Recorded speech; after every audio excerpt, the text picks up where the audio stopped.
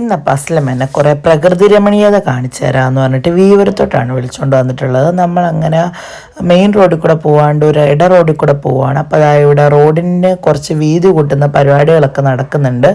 അങ്ങനെ ഞാനിതൊക്കെ ആദ്യമായിട്ട് കാണുക. അങ്ങനെ നമ്മളിതൊക്കെ കണ്ടിങ്ങനെ പോകുമ്പോഴത്തേക്കും ഇതെനിക്ക് ആക്ച്വലി ഭയങ്കര ഇഷ്ടപ്പെട്ടു. എന്തോ ഒരു ടവർ പോലത്തേക്ക് ഒരു സംഭവം പോലെ എനിക്ക് തോന്നിയത്.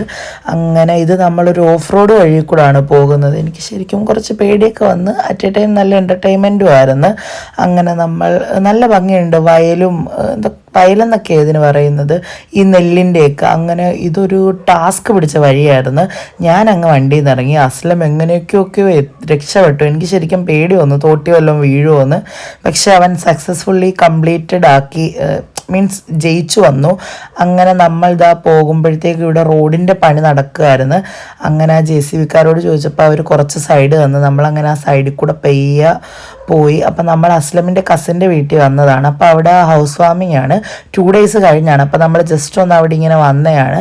അങ്ങനെ നമ്മൾ അവിടെയൊക്കെ കയറി കുറച്ച് നേരം സംസാരിച്ചിരുന്ന് കഴിഞ്ഞ് നമ്മുടെ ഹരിപ്പാട് പുതിയൊരു റെസ്റ്റോറൻറ്റ് വന്നിട്ടുണ്ട്. അറേബ്യൻ ദർബാർ എന്ന് പറഞ്ഞിട്ട് ഒരു മന്തിക്കടയാണ്.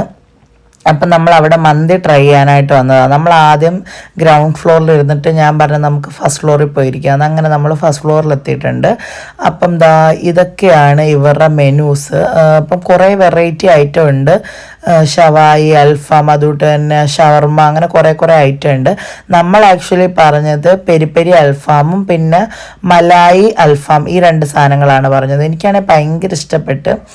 എനിക്ക് റൈസാണ് ഒത്തിരി ഇഷ്ടപ്പെട്ടത്. റൈസിന് നല്ല ടേസ്റ്റ് ഉണ്ട് കഴിക്കാനായിട്ട്. നമ്മളിങ്ങനെ ഒട്ടും മടുപ്പ് വരത്തില്ല അങ്ങനെ കഴിച്ചുകൊണ്ടിരിക്കുക. അത് കഴിഞ്ഞ് അസ്ലമിന് ഹെയർ കട്ടൊക്കെ ചെയ്യണമായിരുന്നു. അങ്ങനെ ഹെയർ കട്ടും ക്ലീനപ്പും ഒക്കെ ചെയ്തു. അപ്പോഴത്തേക്കും എനിക്ക് ഹെയർ കട്ട് ചെയ്യാനൊരാഗ്രഹം. അങ്ങനെ ഞാനും എൻ്റെ ഹെയർ ജസ്റ്റ് ഒന്ന് ട്രിം ചെയ്ത്, ഞാനങ്ങനെ ചെറുതായിട്ടൊന്ന് ട്രിം ചെയ്തതേ ഉള്ളൂ. അങ്ങനെ നമ്മൾ അതൊക്കെ കഴിഞ്ഞ് അപ്പോൾ അത്രേ ഉണ്ടായിരുന്നുള്ളൂ.